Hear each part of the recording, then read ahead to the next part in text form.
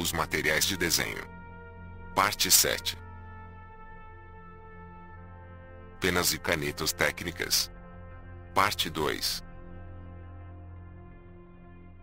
Canetas técnicas Anankin. Elas são os instrumentos mais úteis e práticos para o desenhista. Eu diria que são essenciais. Você pode dispensar as penas de metal, mas não as canetas, já que certos trabalhos não podem ser feitos com as penas. Por exemplo, o uso dos gabaritos. Mas as canetas adequadas são aquelas de ponta de aço e recarregáveis, e não as descartáveis de ponta porosa, pois estas não resistem ao uso intenso. As pontas vão abrindo pela pressão contínua de uso. Seriam, por exemplo, inadequadas para as técnicas de pontilhados nas ilustrações científicas, por exemplo. As marcas de canetas. Staedtler Mars Matic 700, número 51 na imagem, era considerada uma das melhores. A Rotring Variant, número 52 na imagem, a mais popular no mercado. A caneta Mecanorma, número 53 na imagem, foi o último modelo lançado, e que não cheguei a usá-la. Difere das demais pela praticidade de abrir e fechar a tampa, além do carregamento da tinta. Porém, ouvi reclamações de que vazava com facilidade. A marca com que trabalhei mais foi a Faber-Castell TG, número 54 na imagem. O seu diferencial está na maneira como é colocada a pena, que não é rosqueada, e sim pressionada no corpo desta. O seu diferencial está na maneira como é colocada a pena, que não é rosqueada, e sim pressionada no corpo desta. Além disso, apresentava uma cápsula com higroelemento na tampa, e que indicava a umidade do dispositivo. A Leroy, número 55 na imagem, foi considerada a melhor caneta do mercado, mas nunca usei no trabalho. Outras peças. Extrator de penas da Leroy, número 56 na imagem. Extrator da Faber-Castell, número 57 na imagem. E as penas avulsas da Faber-Castell, número 58 na imagem. Atualmente, uso as canetas da Rotring Rapidograph, número 50 na imagem. E a caneta Desegraph, número 49 na imagem, que é fabricada pela Trident. Infelizmente, as boas canetas técnicas sumiram do mercado. O que temos é justamente esta, de fabricação nacional, e que muitos consideram como aceitáveis. Principalmente esta geração, que não conheceram a qualidade dos materiais de antigamente. Por exemplo, se você for usar a Desegraph 0,2 mm de espessura, certamente terá problemas se for deixá-la com a tinta por uma semana parada, mesmo com a tampa bem fechada. Isto é, a tinta resseca dentro dela, ou entope a ponteira. Seria preciso molhar a ponteira na água e agitar vigorosamente a caneta até que ela consiga escrever. Caso não, deve repetir todo o processo. Acontece que as canetas importadas com que trabalhei, e até as nacionais, mas de tecnologia estrangeira, podem ficar com as tintas dentro dela por mais de um mês sem trazer problemas. Basta dar uma agitada e pronto. Isto é, comparando as canetas com a mesma espessura de traço a 0,2 mm, eu diria que podem ficar pelo menos por 3 meses ou mais nessas condições. Todas elas, sem exceção, nunca deram problemas. Uma boa solução. Como evitar que as canetas Desegraph ressequem? Como eu tinha dito, eu estava fazendo experiências com uma caneta Desegraph na espessura de 0,2 mm e a solução que encontrei para evitar que ela resseque é justamente esta. Coloque todas as canetas, com as respectivas tampas bem fechadas, em um pote grande, daqueles usados em maioneses, e coloque um pequeno frasco com água, do tipo para perfume, mas sem a tampa, dentro do pote. De preferência, o frasco deve ser do tamanho adequado, de modo que não vire e nem derrame a água. Eu usei um pequeno tubo de ensaio. As canetas devem estar posicionadas com as ponteiras ou as tampas para cima e feche bem o pote quando não estiver usando-as. Com isso, a umidade criada evitará que as tintas dos depósitos evaporem e que as penas ressequem. Descobri que as canetas Desegraph são uma das raras marcas em que os clipes das tampas são de aço inoxidável, então elas não enferrujam. Passado um mês, ela continuava escrevendo. As canetas técnicas Anankin foram projetadas para desenhos técnicos, principalmente para substituir os tira-linhas e o uso de penas para escritas técnicas. Porém, rapidamente foram adotadas nas agências de publicidades, estúdios de desenhos, etc. Não conheço uma editora ou estúdio que não tenha usado essas canetas. Veja como recuperar uma caneta técnica Nankin.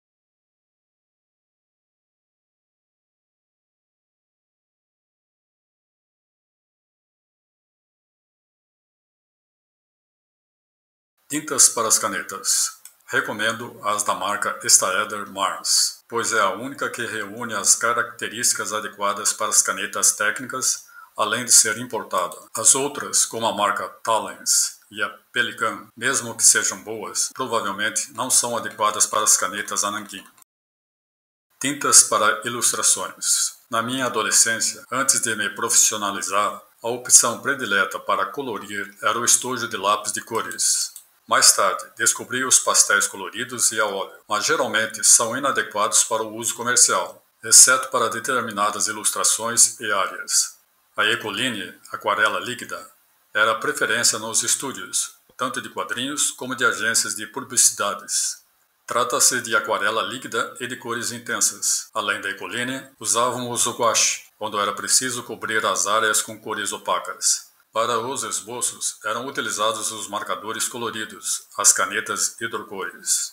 Hoje nós temos os marcadores Posca, que são hidrocores, mas com pigmentos mais permanentes e resistentes à água. Tem os modelos que trabalham com solventes. Podem ser utilizados, por exemplo, para pintar em qualquer superfície, até mesmo nas paredes. O problema é que são descartáveis. Nesse caso, tem como alternativa os marcadores na marca Copic e que são recarregáveis. Mas se você for tentar montar uma boa paleta de cores, pelo menos 8, vai perceber que o preço é proibitivo. Além disso, os marcadores Posca ou Copics, juntamente com as Ecolines e gouaches, são materiais volumosos. Isto se você for carregar todas as cores que desejar. Uma boa opção, na minha opinião, é o uso de um pequeno estojo de aquarela, e as pastilhas duram bastante. Veja estas duas imagens. Vários modelos e marcas de fabricantes trazem também um pincel. Tudo o que você precisa, além do estojo, é um copo com frasco de água. Pode usar o próprio frasco, preferencialmente de plástico. Papel absorvente ou pano para limpar ou tirar o excesso de tinta ou água do pincel. Mais alguns pincéis da sua preferência. Aqui o ideal são os de pelos de Marta. Prancheta para pintar e papéis especiais. Os fabricantes. Winsor e Newton, inglesa, tem a linha artística e a mais popular, Cotman. Mas a linha artística tem o mesmo tipo de estojo. Na verdade, o fabricante é especializado em tintas e não em estojos. Tallens, holandesa, fabrica ecolines, além de guaches e tinta nanquim. No caso de aquarelas, Van Gogh é a sua linha popular e a linha artística profissional é a Rembrandt. Schmincke, alemã. Hohner, inglesa. Pebel e outras marcas. Evidentemente que o resultado obtido não é o mesmo de uma ecoline, que apresenta cores mais intensas, e nem de um trabalho feito com as canetas Posca e Copics. Se bem que esses dois últimos podem ser superados pela aquarela. Tudo depende da sua opção e estilo adotado.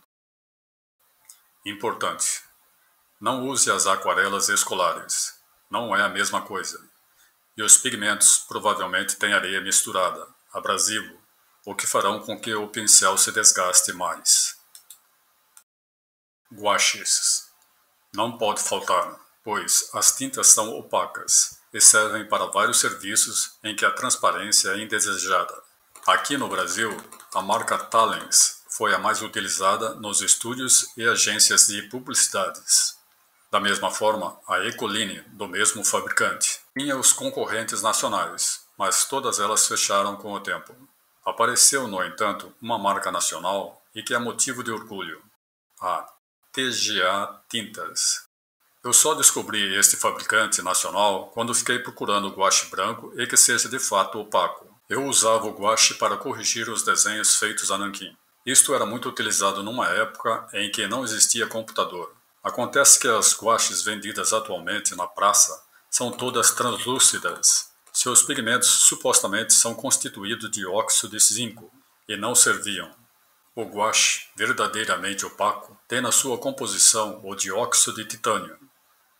A Tallens tem dois tipos de guache branco, sendo que um deles é justamente o que eu procurava. Só que não estava especificado no produto que vende aqui no Brasil. Ao passo que o TGA Tintas deixou claro a composição das cores no seu site www.tgatintas.com.br.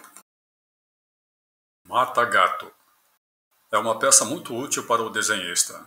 Consiste em uma lâmina fina de aço e que serve como máscara na hora de apagar certos trechos do desenho. Isto para que você não apague as demais áreas, uma vez que a borracha não é tão seletiva assim, por mais hábil que você seja com a mão. Basta colocar a área vazada no trecho em que pretende apagar e passar a borracha por cima. Evidentemente que não é lá muito prático com o limpa-tipo. Guache branco. Serve para corrigir desenhos a nanquim. Aqui coloquei o guache da marca TGA, que vem em bisnaga, em um estojo para filme. É importante que tenha na sua composição o dióxido de titânio e não o óxido de zinco, pois é necessário que seja o mais opaco possível. Mas existem outras maneiras de corrigir os traços. Importante: não use o álcool para limpar as penas das canetas técnicas, nem mesmo esse tipo de canetas. Também não use para limpar os esquadros, réguas e gabaritos, pois no primeiro caso pode danificar as penas das canetas.